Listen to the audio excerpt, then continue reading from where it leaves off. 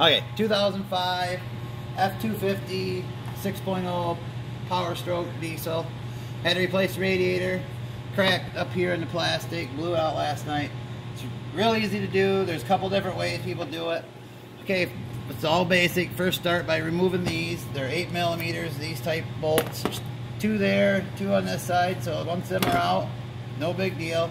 And you got bolts that come in this way, come up over here so you can see they just screw into these here. So the new radiator come with new ones. So what we do is we take the positive cable out of the way. These are broke already. Some guys break them, whatever, some save them. But they just are 2 here, you just pop them out. But take it out, then you can move your radiator back and forth. Once these bolts are out, you kind of go underneath and get everything loose. Then this whole section will just slide right up and out in one piece. And you just got your ears on the bottom. So we already replaced the radiator. There ain't no sense making a 30-minute video, you watching me unscrew screws, so... Alright, hold the radiator forward. Just gotta get it somewhat down here and somewhat in line. So now we'll go underneath real quick. See, by having this out of the way, you can pull it forward. Or you can take the bolts off. Hold that right there.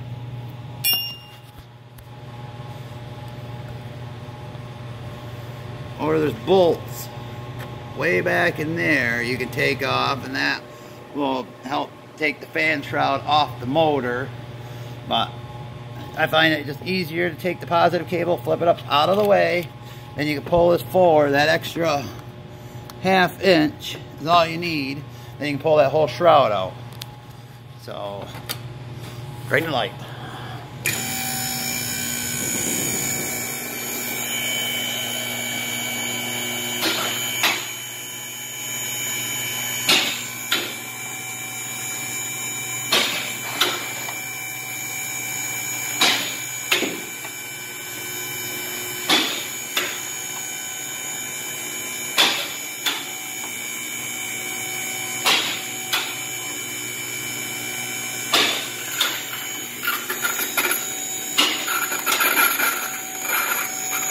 That's making some noise now.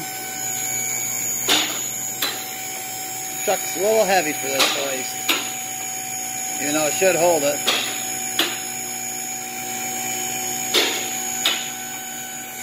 One part is watching the ceiling.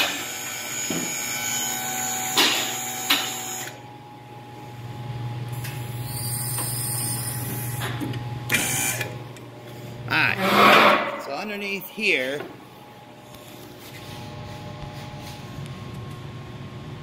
here's your little ears at. You gotta just line up and get it back into there. When you pull the radiator out, these rubbers will either stay in the holes or they'll come out with the radiator. Just pop them out, put them back in here. Same, there's another ear for the shroud here, and another plastic line up and rubber. Make sure you have them rubbers in. There's a lot of vibration going down the road. Biggest thing is these transmission lines. You know, they start out with these little white clips on top on them. You just pop them out. But then you gotta have a specialty tool, which is kind of like them brake line ones. Hold on, let me grab it. So, something like these. This wouldn't work. It's not the diesel type ones. But what we end up doing is just taking a 1-inch wrench, and we were able to just spin these right out of the old one, and we're going to try it for now until we can get the wrench, and then we can replace them with the brand new ones. But yeah, that's all there is to it. The biggest thing with the radiator is they'll ask you if it's a 1 3/4 inch outlet or a 2-inch outlet on the bottom for the 2005. I don't know what other years are affected by that, but that's why we got both of them, because we didn't know which one we had in the truck. So just watch that, you know, undo these clips. Just a little screwdriver, pop it in there and it pops right out. It makes it real easy to get these lined up straight. That way you don't fight them and everything else. Then, you know, basically just put it back together. If you're doing it yourself, you kind of know what you're doing already. So it's just 8 millimeters up top, hose clamps on them. You know, I think these ones were 7s.